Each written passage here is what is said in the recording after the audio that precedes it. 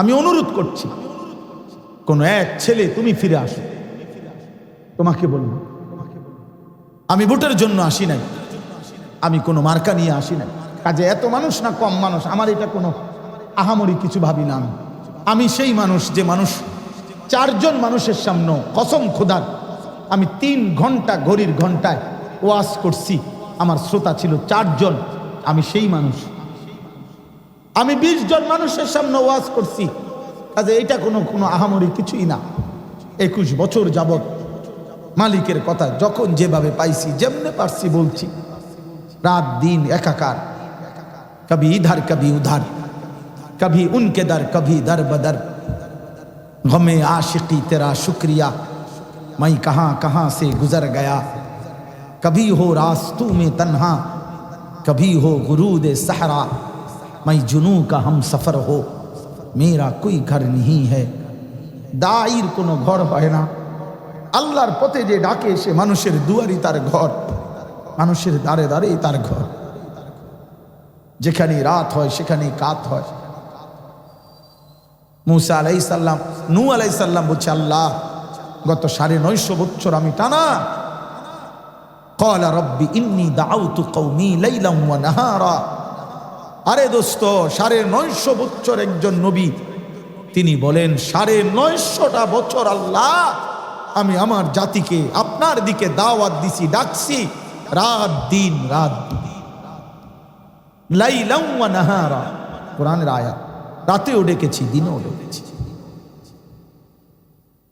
পথে পথে ডাকছি, একাকী ডাকছি, গোপনে ডাকছি, আড়ালে ডাকছি, চিৎকার করে ডাকছি, এলান দিয়ে দিয়ে ডাকছি।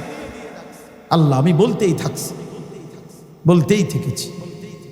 এই জন্য ভাই বন্ধু, একেবারে কোনো বেগরজ দুনিয়াবি কোনো স্বার্থে এত দূর থেকে আমি আসি নাই। আমরা আসি নাই, আল্লাহর জন্য আসছি। আর যদি কোনো দিন দেখা না হয়, মুসলমানের অনেক নওজোয়ান, তোমরা যারা 30 বছরের নিচে, তোমাদের যাদের বয়স, তোমরা হাত তোলো তো দেখেন, দেখেন আঙ্কেল, দেখেন, দেখছেন? হাত ধরে রাখো, হাত ধরে রাখো, 2-4 ঘন্টা হাত ধরে রাখো।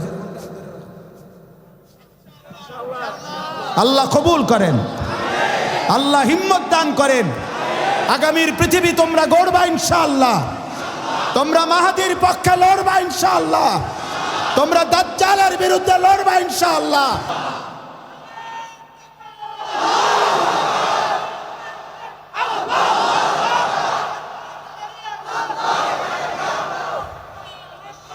বসো, হাত নামাও, ইনশাআল্লাহ হিম্মত করো, তোমরা পারবা ইনশাআল্লাহ। আমি হাত জোড় করে বলি দোস্ত, এতটা সুন্দর জীবন, এমন পবিত্র যৌবন, শুধুমাত্র নারী, ছবি, গান, বাদ্য, অশ্লীলতা, বেহায়াপনা, বন্ধুদের আড্ডায় আমার সন্তান নষ্ট করো না। তোমাদের যাদের বয়স 16 বছর, তুমি আমার সন্তান। আমার প্রথম সন্তানের বয়স 16 বছর। আমি তোমার বাপ, আমি এক বাবা হয়ে বললাম, নষ্ট হইও না আব্বা, নষ্ট হইও না। তোমরা যারা তার চাইতে বেশি বয়স, তোমরা আমার ছোট ভাই, আমি তোমাদের বড় ভাই বললাম, চরিত্রহীন হইও না বাপ। নারী দেখো না, অশ্লীল ছবি দেখো না, উলঙ্গ দৃশ্য দেখো না। নবীজি বলছে, মান নাজারা ইলা মাহাসিনি ইমরাআতিন আজনাবিয়্যা সুব্বা ফি আইনাইহিল আনিক ইয়াউমাল কিয়ামা। যে কোনো বেগানা নারীর দিকে নজর দিল, ভিন নারীকে দেখলো, আল্লাহর নবী বলছে কিয়ামতের দিন তার 2 চোখে আগুনের জ্বলন্ত সীসা গলিয়ে ঢেলে দেওয়া হবে। খোদার কসম, আল্লাহর নবী সাল্লাল্লাহু আলাইহি ওয়াসাল্লাম বলছে, কেউ যদি কারো ঘরে তার অনুমতি বিহীন, শুধুমাত্র ঘরে যেহেতু তার মাহারামরা থাকে, ঘরে যেহেতু মানুষের স্ত্রী থাকে, মেয়ে থাকে, বোন থাকে, মা থাকে, নারী থাকে, এজন্য আল্লাহর নবীর বিশুদ্ধ হাদিস, নবীজি বলছে, যদি কেউ কারো ঘরে বিনা অনুমতিতে উকি দেয়, ঝুঁকি দেয়, উকি দিয়ে তাকায়, তোমরা প্রয়োজনে তার বর্ষা দিয়া, ধারালো লোহার দিয়া, শিক দিয়া তার চোখ ছিদ্র করে দাও। খোদার কসম, এটা হাদিস। দাও, তার চোখ ছিদ্র করে দাও। এই নাফরমান, তুই আমার ঘরের পবিত্রতা, আমার মাহরাম, আমার নারীদের দিকে তাকালি পারি। ইসলামের সবচেয়ে কঠিন শাস্তি, ইসলামের সবচেয়ে কঠিন দণ্ড, ইসলামের সবচেয়ে জঘন্য কঠিন শাস্তি হলো ছেলে মেয়ে, নারী পুরুষের অবাধ মেলামেশা, জিনা ব্যভিচারের শাস্তি। এর চাইতে কঠিন কোনো শাস্তি নেই। হ্যাঁ, আল্লাহ তাআলা বলছেন, অবিবাহিত ছেলে মেয়ে যদি ব্যভিচার করে প্রকাশ্য দিবালোকে, জনসম্মুখে, মুসলমানদের সংখ্যাগরিষ্ঠ লোকের উপস্থিতিতে প্রকাশ্য দিবালোকে চামড়ার চাবুক দিয়ে প্রকাশ্যে 100 করে ব্যত্রাঘাত করবে। আর যদি বিবাহিত পুরুষ স্ত্রী বাদ দিয়া অন্য কোনো নারীর সাথে জিনা করে, বিবাহিত নারী স্বামীকে বাদ দিয়ে যদি অন্য পুরুষের সাথে ব্যভিচার করে, আল্লাহ বলছে, বন্ধু, ওরে ধরে পাথর মারতে মারতে শেষ করে দিবে। ফারজুমুহুমা, ওর শাস্তি পাথর মেরে হত্যা। আপনার কাছে এটা যত জঘন্যই মনে হোক, আল্লাহ কোরআনে বলছেন, ওয়ালা তাখুযকুম বিহিমা রাফাতুম ফি দীনিল্লাহ।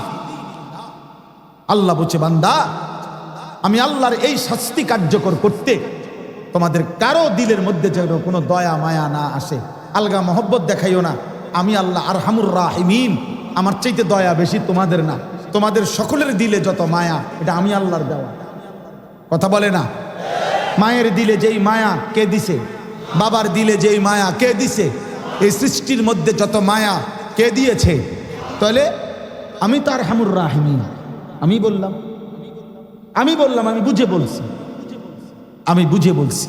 এই জন্য নবী সাল্লাল্লাহু আলাইহি সাল্লামের জামানায় পুরুষকেও মহিলাকেও প্রকাশ্য বিশুদ্ধ হাদিস, একেবারে মুসলিম শরীফের হাদিস, রাসূলুল্লাহ সাল্লাল্লাহু আলাইহি সাল্লামের অনুমতিতে নবীজির জামানায় পুরুষ ব্যভিচারীকেও পাথর মেরে হত্যা করা হয়েছে, মহিলা বিবাহিত ব্যভিচারী নারীকেও পাথর মেরে হত্যা করা হয়েছে।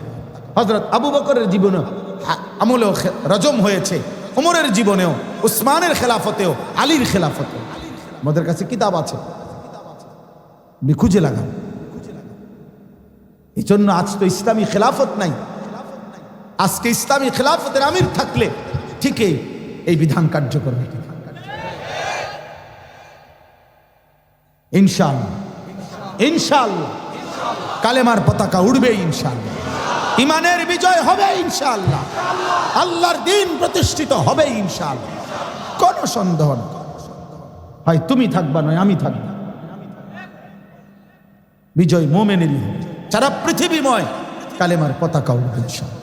মাহাদি আসবে, দাজ্জাল হারবে, মোমেন জাগবে, ইহুদি বেঈমান হেরে যাবে ইনশাআল্লাহ।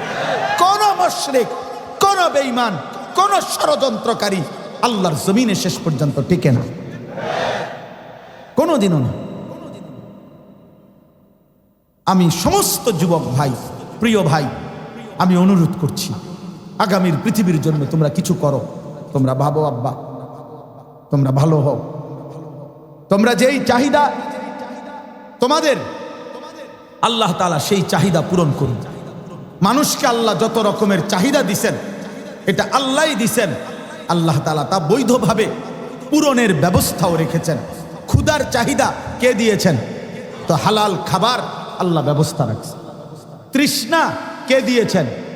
তো হালাল পানি আল্লাহই ব্যবস্থা রাখছেন। ঠিক লজ্জাস্থানের চাহিদা আল্লাহই দিয়েছেন। খোদার কসম, হালাল পবিত্র স্ত্রী আল্লাহই তোমার জন্য পৌঁছে দেবে। তোমার আব্বা তোমার মারে বিয়ে করছে, এই যুবক, তোমার বাপ তোমার মাকে বিয়ে করছে, বিয়ে করার কারণে পবিত্র স্বামী স্ত্রী হইছে। তো সেই পবিত্র স্বামী স্ত্রীর ভালোবাসার ফসল তুমি। ওরা যদি পবিত্র বিবাহ বন্ধনে আবদ্ধ না হতো, যদি জেনা করত, যদি ব্যভিচার করত, তো তুমি কি হইতা? তুমি কি হইতা বলো? তাহলে তুমি নর্তকীর কাছে কি চাও? তুমি উলঙ্গ ছবি দেখে ওই নারীর কাছে কি চাও? তুমি বেহায়া নারীর কাছে কি চাও? কল্পনা করো মিয়া, তোমার মা বাবার আখলাক যদি এমন হইতো তুমি কি হইতো?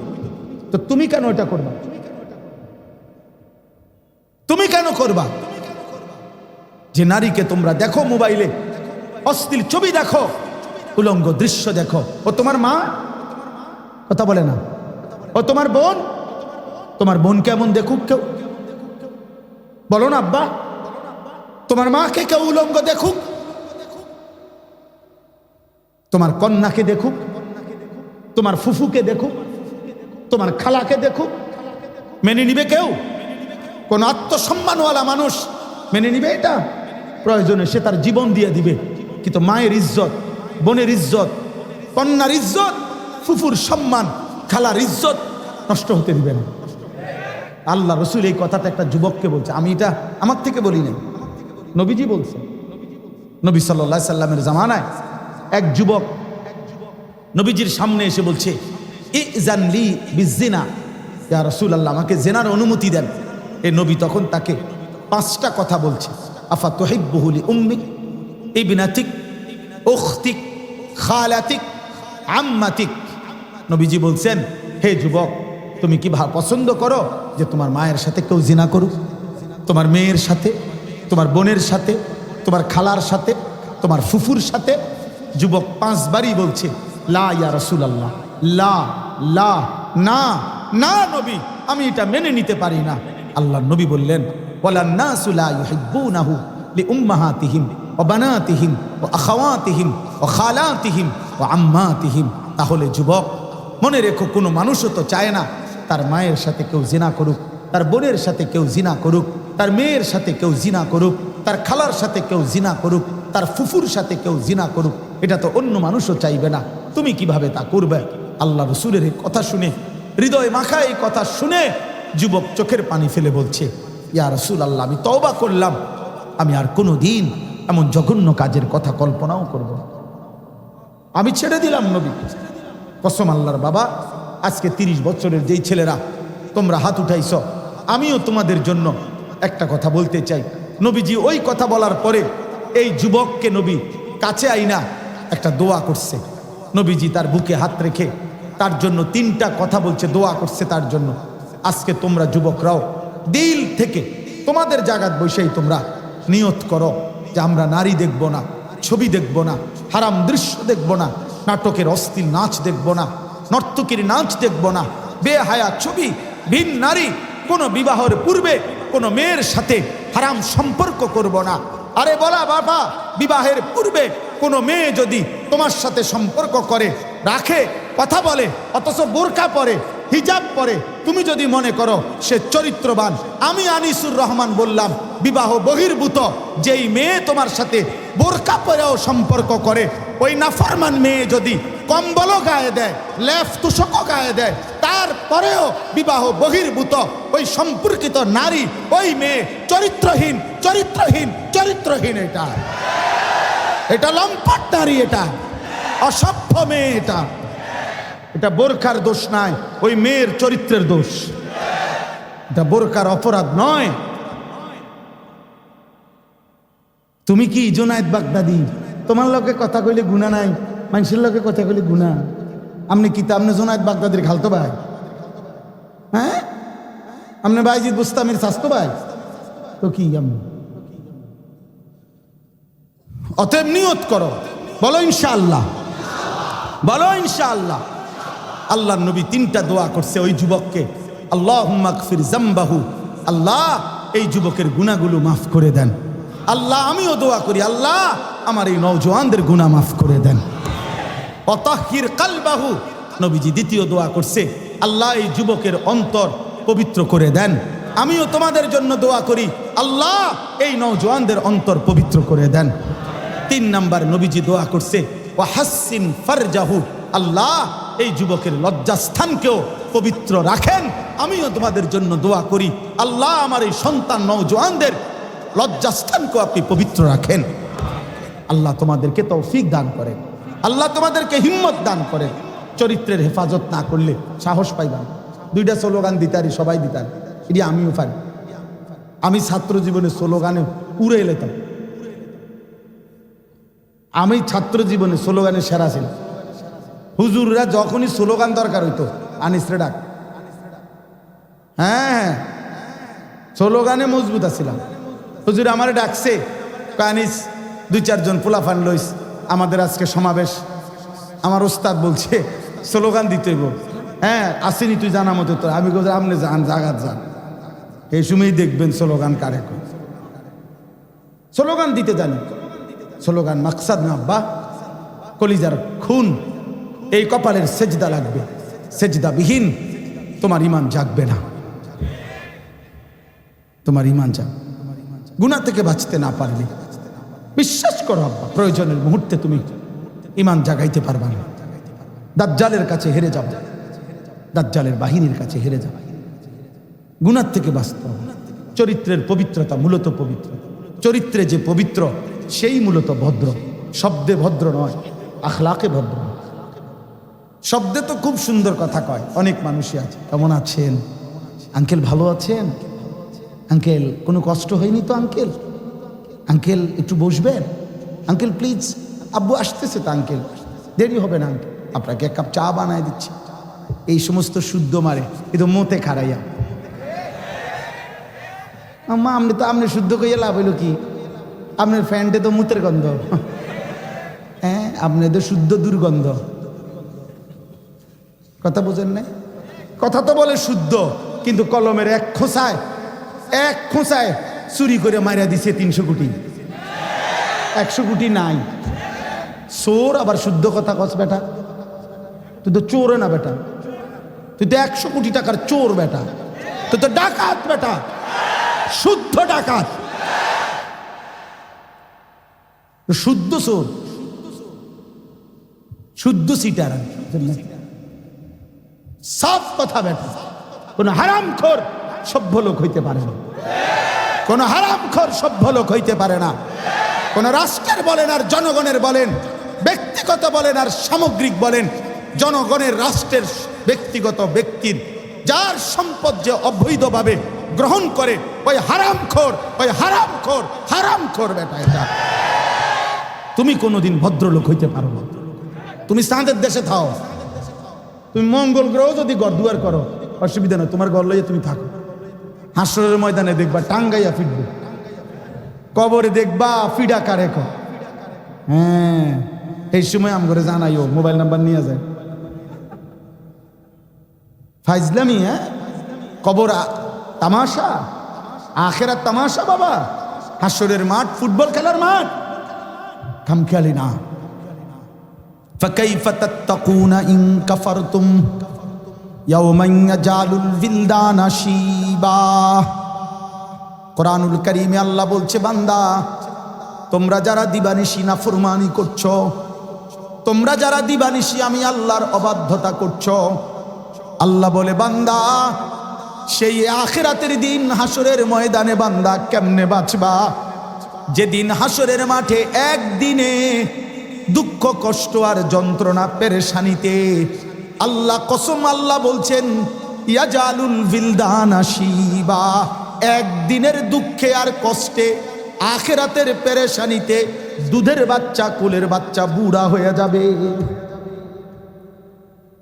একদিনেই বুড়া হয়ে যাবে। আল্লাহ বলেন এমন কষ্ট কেমনে সইবা বান্দা? ইয়াউমা তুকাল্লাবু বুজুহুহুম ফিন্নার।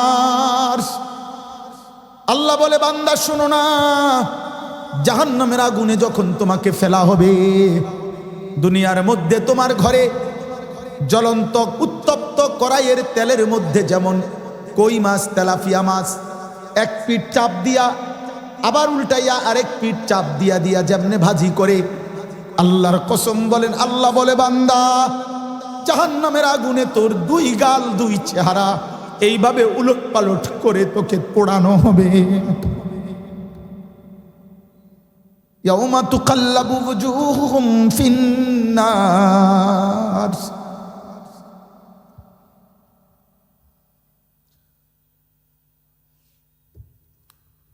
ইয়াকুলুনা ইয়া লাইতানা আতানা আল্লাহ ওয়া আতানার রাসূলা। আগুনের প্রতিটা চাপ দিবে ফেরেশতা, গালের মধ্যে চাপ দিবে, আর নাফরমান চিৎকার করে করে বলবে, হায় আমার মন্দ কপাল, আফসুস, আমি যদি আল্লাহ রাসূলের আনুগত্য করতাম। তো কোরআন শরীফের আয়াত আব্বা। আল্লাহ বলেন তালফাহু বুজুহাহুমুন নার ওয়া হুম ফিহা কালিহুন। আল্লাহ বলেন জাহান্নামের মধ্যে বান্দা, জাহান্নামের ভীষণ আগুনে তোমার চেহারা, তোমার গাল, তোমার শরীর উলট পালট করানো হবে। ওয়া হুম ফিহা কালিহুন। জাহান্নামের আগুনে পুড়তে পুড়তে বিভৎস কালো হয়ে যাবে শরীরটা, চেহারাটা। জাহান্নামী চিৎকার করে বলবে, রব্বানা আখরিজনা, মাওলা রে আমি বুঝি নাই রে মাওলা, আর একটা বারের জন্য আল্লাহ আমারে দুনিয়ায় ফেরত যাইতে দাও মাওলা, আর কয়টা দিন হায়াত দাও, আরেকবার দুনিয়ায় যেতে দাও মাওলা।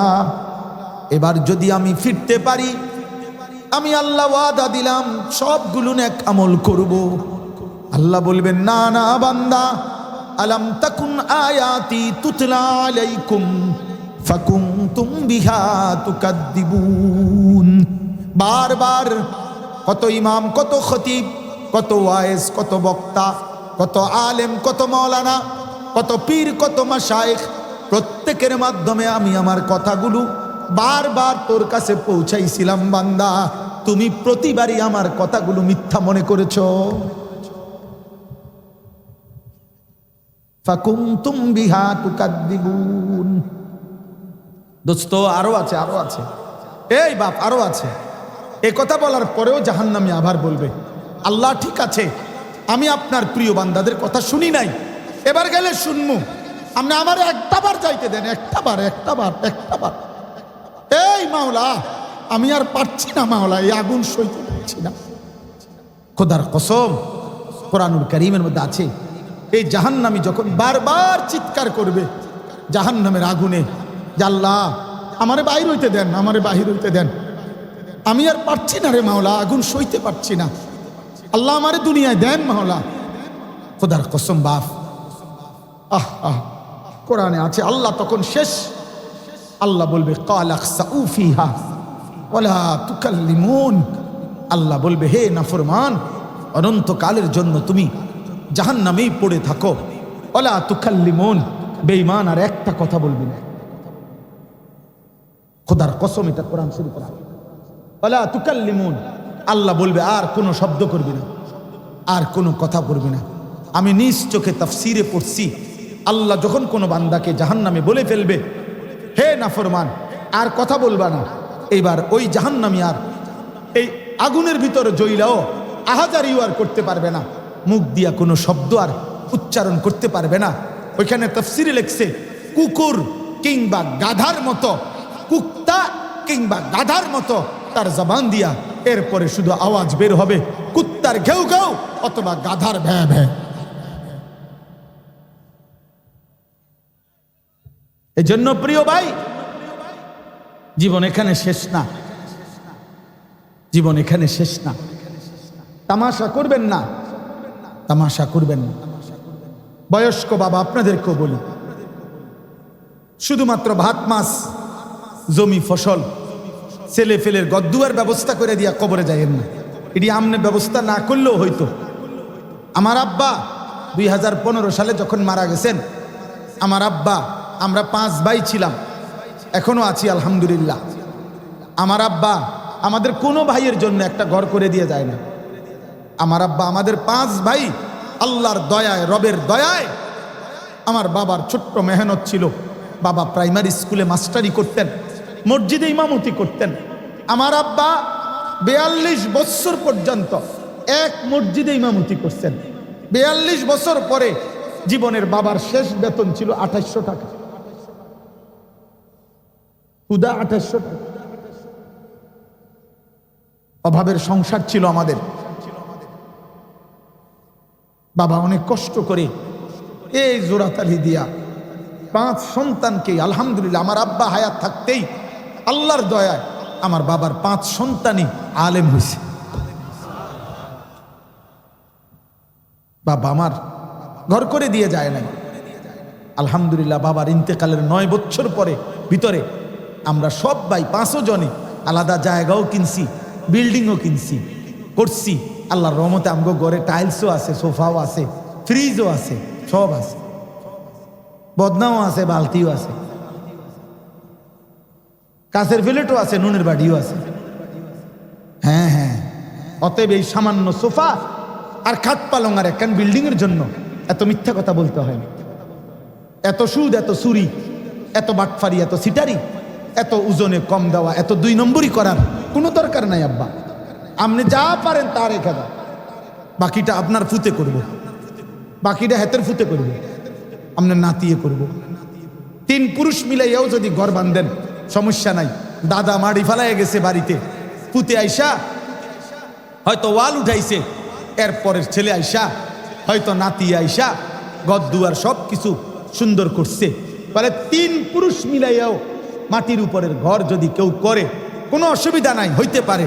কিন্তু আল্লাহর কসম আব্বা, আপনারা যারা বয়স্ক বাবা আছেন, আপনাদের কাছে এই ভাই, আপনাদের এই সন্তান, আমি আপনাদের ভাতিজা, আমি ধরেন, আমি আপনাদেরকে বললাম মাটির উপরের ঘর আমনে কদ্দুর করেন, আমনের ফুতে বাকিটা করবে, তার ফুতে বাকিটা করবে, এটা হতে পারে বাবা।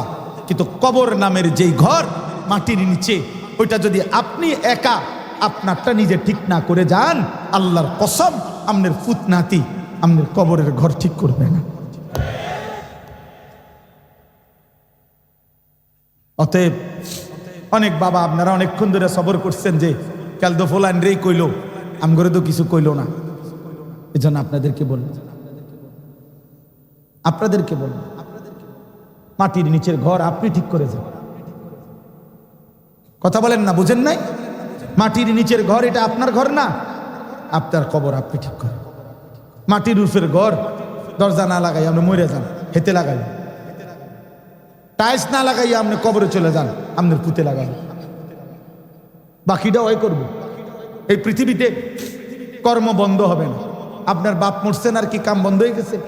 আপনি করছেন না, তা আমনে মরার পরও আপনার পুঁতে করবে না? আমি থাকতেই যদি গদ্দুয়ার যদি লাইন করে দিয়া যাইতে না পারি, আমার ফুতে কি করব? না আমনে মরার পরে আপনার ফুতে বহন খাইব, শুধু চা দিয়া বিজাই। বুঝেন নাই কথাটা? আমনে থাকেই, আমনে থাকতেই যত পারেন মিথ্যা পারেন, সুদ পারেন, কিস্তি পারেন, সিটারি পারেন, 2 নম্বরই পারেন, 6 নম্বরই পারেন, গড় আমনে শেষ করে দিয়ে যান, আমনের ফুতে পারত না। এরপরে আর পৃথিবীতে রাজমিস্ত্রিও থাকবে না, কাঠমিস্ত্রি থাকবে না, শেষ। আমনে মরলে রাজমিস্ত্রিও নাই, কাঠমিস্ত্রিও নাই, পৃথিবীতে আর ব্রিকফিল্ড সব বন্ধ হয়ে যাবে। এইটা নিয়ে দুনিয়ার কথা, কথা বলে না। তাহলে বলেন, আমি অনুরোধ করছি প্রত্যেকেই, প্রত্যেকটা বাবা, প্রত্যেকটা অভিভাবক ঈমান আমল আখিরাতের ফিকির, নিজের স্ত্রী সন্তানের ব্যাপারে আখিরাতের ফিকির করবেন, আখিরাতের ফিকির। বলেন ইনশাআল্লাহ। পর্দার আড়ালের যেই সমস্ত মা বোন আসছেন, মায়েরা বোনেরা, আপনাদের কাছে আপনাদের এই ভাই, আমি অনেক দূর থেকে এক মুসাফির আসছি, বহু লম্বা সফর করে আপনাদের কাছে আমি বলি, মা বোন, কোন নারীর তার মূল সম্পদ তার ইজ্জত, তার সতীত্ব, তার পর্দা, তার হায়া, তার লজ্জা। খোদার কসম, নবীর ভাষায়, যে নারীর পর্দা নাই, যে নারীর সতীত্ব নাই, যে নারীর আবরু নাই, যে নারীর নিজেকে ঢেকে রাখা, আড়ালে রাখা, পর্দা করা, নিজেকে আবৃত করে রাখার মানসিকতা যার মধ্যে নাই, ওইটা কোনো নারী না, ওইটা কোনো মহিলা না, ওইটা কোনো নারী না, এটা প্লাস্টিক ছাড়া আর কিছু না। এটা পর্দা নারী, বেহায়া নারী প্লাস্টিক হইতে পারে, নারী হইতে পারে। নারী বলে তাকে ঢেকে রাখে যে, নারী বলে তাকে পর্দায় থাকে যে, নারী বলে তাকে নিজেকে আড়াল করে রাখে যে, নারী বলে তাকে নিজেকে লুকিয়ে রাখে যে, এটাই হচ্ছে নারী। অতএব মা বোন, আপনার ইজ্জত, আপনার সম্ভ্রম, আপনার পর্দা, আপনার সতীত্ব, আপনার জীবনের সর্বোচ্চ সম্পদ। আপনি 3 বেলা খাইয়েন না, কিন্তু ইজ্জত হারাবেন না, লজ্জা হারাবেন না, বেপর্দা হবেন না, হবেন না। আমি অনুরোধ করলাম একজন মুসলিম নারীকে আল্লাহ বলছে 5টা কাজ করতে। ওয়াকারনা ফি বুয়ুতিকুন্না, তোমরা ঘরে অবস্থান করো। ওয়ালা তাবাররাজনা তাবাররুজাল জাহিলিয়াতিল উলা, তোমরা নিজেদের শরীর যৌবন সাজগোজ করে বাহ্যিক যে কোনোভাবে নিজের সৌন্দর্য পুরুষকে দেখাও, এরকম সাজগোজ করে তোমরা বের হয়েও না। অর্থাৎ বোরকার উপরেও ডিজাইন করুন যেত না। যেই সমস্ত মহিলা আপনার নিজেদের বোরকার উপরে 3-4 রকমের পাট্টা লাগায়, লাল, নীল, হলুদ, কমলা, বেগুনি ফুল বিভিন্ন কিছু লাগায়, এই সমস্ত মহিলাও বেপর্দা। এটা কোনো বোরকা না। বোরকা যদি আবার পুরুষের নজর আকর্ষণ করে, তো বেড়ায় যদি ঘাস খায়, তো বেড়া দিয়ে লাভ কি? কথা বোঝেন না? পাহারাদারে যদি চুরি করে, তো আর কিত্তা ভেতরে রাখলাম। তাহলে বোরখাই যদি এত রঙ্গা সঙ্গা হয়, বোরখাই যদি হয় আপনার আকর্ষণীয়, তো এটা আপনি ফিনছেন কিত্তেন, কি পড়ছেন আপনি? এই জন্য আল্লাহ বলছেন ওয়ালা তাবাররাজনা তাবাররুজাল জাহিলিয়াতিল উলা। 3 নাম্বার, ওয়া আকিমনাস সালাহ, হে মুসলিম নারীগণ 5 ওয়াক্ত নামাজ পড়ো। ওয়া আতিনাজ যাকাত, বছর শেষে নিজেদের গহনা এবং জমানো টাকা হিসাব করে যদি জাকাত আসে তো জাকাত দাও। 5, ওয়া আতিনাল্লাহ ওয়া রাসূলা, আল্লাহ এবং তার রাসূলের আনুগত্য করো, আনুগত্য করো। আল্লাহ বলেন, আমি আল্লাহ ওয়াদা দিলাম, যদি কোনো নারী এই 5টি কাজ করে, ঘরে থাকতেই পছন্দ করে, বেপর্দা বেহায়া, বের হয় না, 5 ওয়াক্ত নামাজ পড়ে, বছর শেষে হিসেব করে জাকাত দিতে চেষ্টা করে, আল্লাহ রসুলের আনুগত্য করে, আল্লাহ ওয়াদা দিছেন কোরআনে সূরা আহজাবের মধ্যে। আল্লাহ বলেন, আমি আল্লাহ ওয়াদা দিলাম, এমন পবিত্র নারীর বরকতে আমি আল্লাহ তার পুরা ঘর, পুরা ফ্যামিলি পবিত্র করে দেব। ইন্নামা ইউরিদুল্লাহু লিইউযহিবা আনকুমুর রিজসা আহলাল বাইত ওয়া ইউতাহহিরাকুম তাতহীরা। আল্লাহ বলেন পুরা ফ্যামিলি পবিত্র হবে।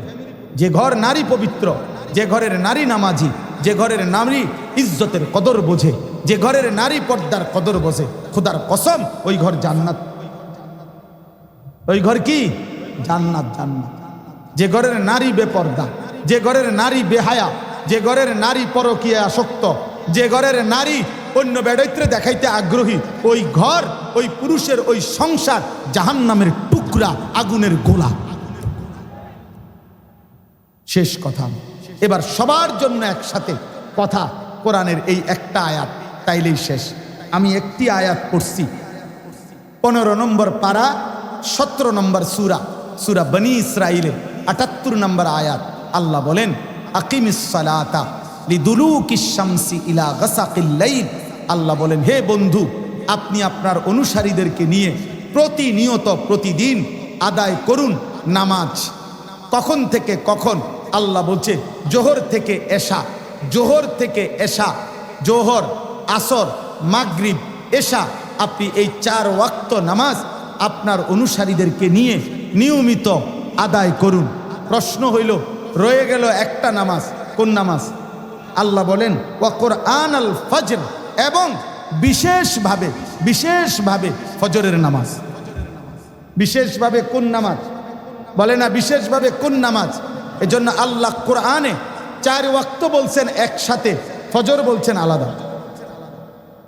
এর দ্বারা স্পষ্ট আল্লাহ বলেন, তুমি যদি জানতে চাও আল্লাহ ফজরের নামাজ আলাদা বললেন কেন, আল্লাহ বলেন ইন্না কুরআনাল ফাজরি কানা মাশহুদা, নিশ্চয়ই ফজরের নামাজ আমার সমস্ত ইমানদার বান্দার উপস্থিতির সময়, টাইম অফ অ্যাসেম্বলি,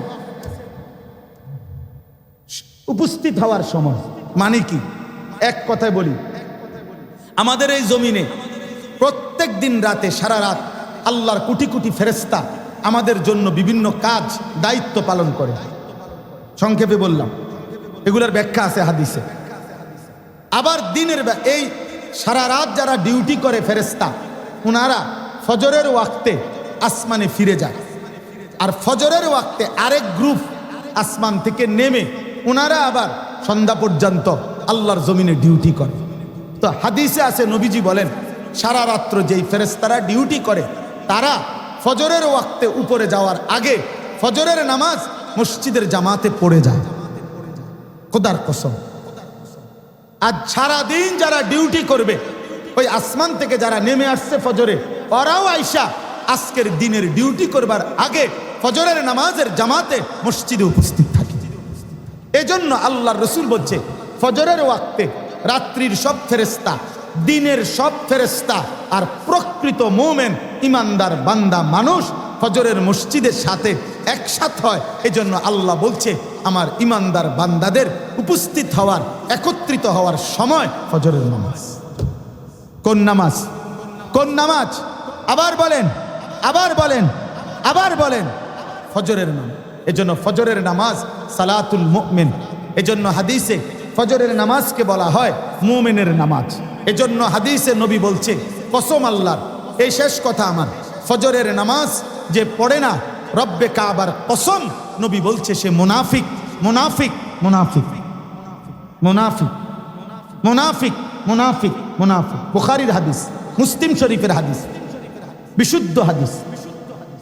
ফজরের নামাজ পড়ে না মুনাফিক।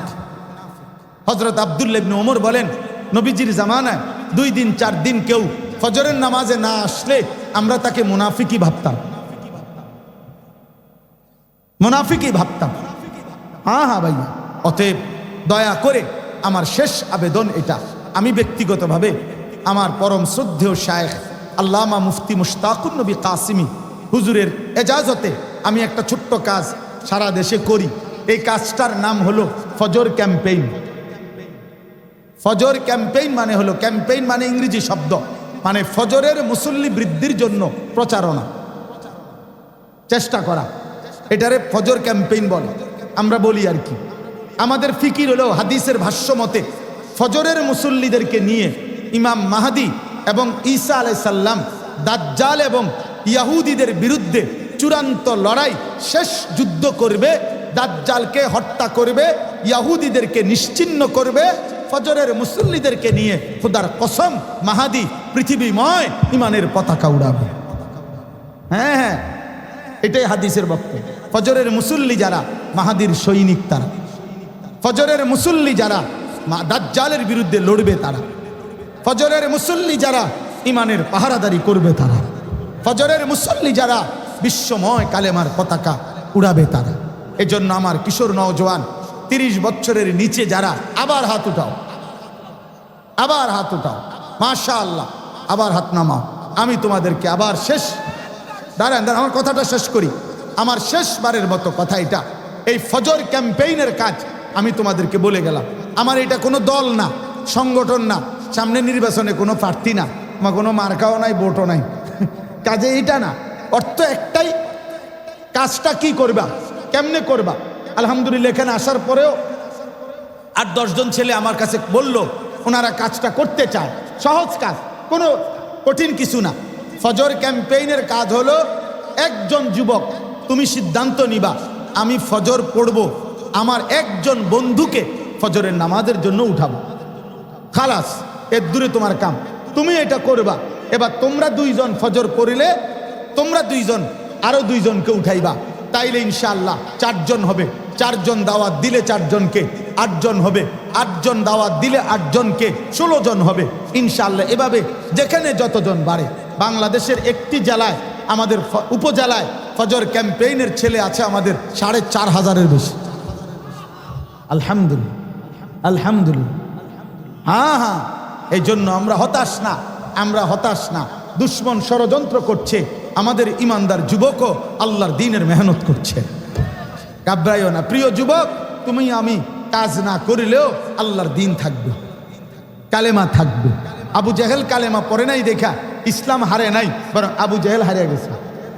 আবু লাহাব ইমান আনে নাই দেখা ইসলাম হারে নাই, আবু লাহাব হেরে গেছে। আবু বকর জিতে গেছে, ওমর জিতে গেছে, উসমান জিতে গেছে, আলী জিতে গেছে। ঠিক আছে না ইনশাআল্লাহ? এজন্য নিয়ত করো যুবক, তোমরা ফজর ক্যাম্পেইনের কাজ করবা তো ইনশাআল্লাহ, ফজরের মুসল্লি হবা তো ইনশাআল্লাহ। ইনশাআল্লাহ আল্লাহ তৌফিক দেন, আল্লাহ কবুল করেন। যার কলিজায় লাগে তুমি কষ্ট কইরো।